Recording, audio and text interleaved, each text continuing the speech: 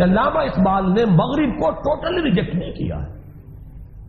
انہوں نے سائنس کو ظاہر بات ہے کون سا ریجیکٹ کرے گا, ٹیکنالوجی کو کون ریجیکٹ کرے گا.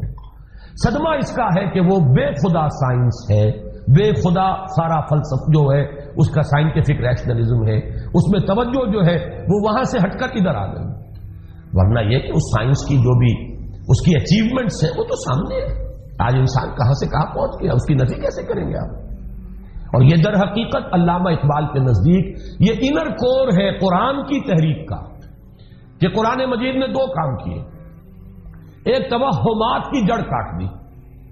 مثلا ایک وہمی خیال یہ ہوتا تھا کبھی زلزلہ کیوں آتا ہے جی, زلزلہ اس لیے آتا ہے کہ ایک بیل ہے, اس کے دو سینگوں میں سے ایک سینگ کے اوپر یہ زمین ٹکی ہوئی ہے, پھر ذرا وہ ایک سینگ تھک جاتا ہے تو وہ ذرا بدلتا ہے, دوسرے سینگ پر لاتا ہے تو زلزلہ ہے.